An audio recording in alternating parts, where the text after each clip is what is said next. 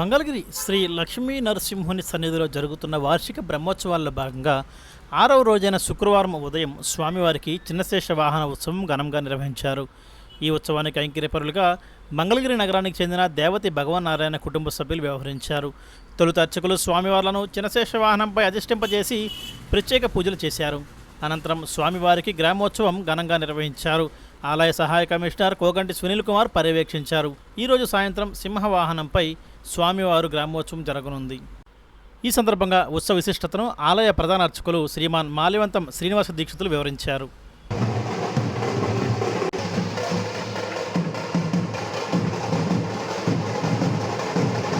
శాంతాకారం భుజగశయనం పద్మనాభం రవేస్తం విశ్వాకారం గగన సదృశం మేఘవర్ణం శుభాంగనం లక్ష్మీకాంతం కమలనయనం యోగి విజ్ఞానగమ్యం వందే విష్ణుం భవభయహరం సర్వలోకైకనాథం.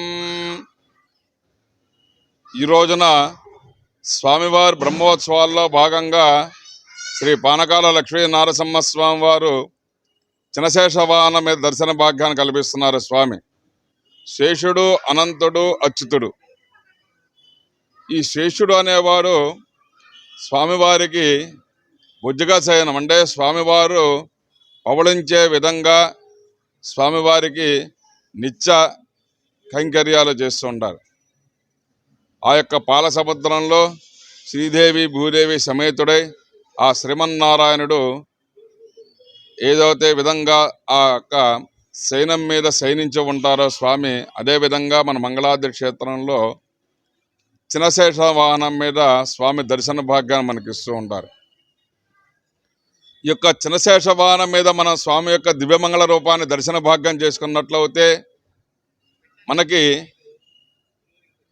జాతకరీత్యా ఏదన్నా కానీ సర్పదోషాలు కానీ రాహుదోషాలు కానీ, అదేవిధంగా మనము ఏదైనా సరే కార్యక్రమం చేస్తూ వెళ్తున్నప్పుడు మనకు వాహనాల కింద అనేకమైన సర్పాలు కానీ ఏదన్నా తెలియకుండా మనకి అవి మరణించడం జరుగుతుంది. అటువంటప్పుడు మనకి ఆ యొక్క సర్పదోషాలు కూడా జరుగుతూ ఉంటాయి. మనకి దానివల్ల మనకి ఈ యొక్క కర్ణబేరికి సంబంధించినటువంటి వ్యాధులు వస్తూ ఉంటాయి. వినికిడి వినపడకపోతాం, అదేవిధంగా మన చెవు దగ్గర నుంచి కూడా ఒక రకమైన ఆ యొక్క నీరు గారటం ఉండటం అట్లా జరుగుతూ ఉంటుంది. మన నేత్రాలు కూడా ఒక్కొక్కప్పుడు బోదరగా కనిపిస్తుంది సర్పదోషాల వల్ల.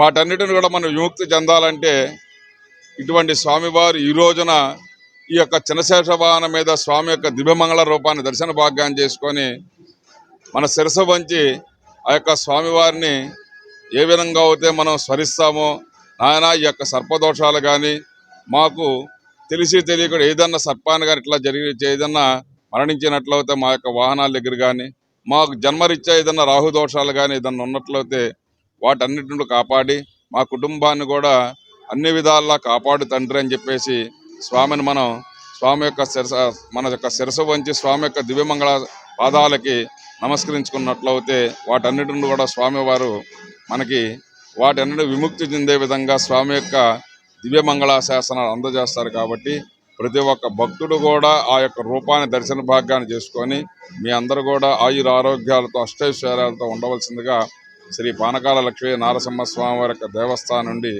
భక్తులందరికీ కూడా దివ్యమంగళ శాసనాలు స్వామివారి అందజేస్తున్నాం. జై నారసింహ, జై జై నారసింహ.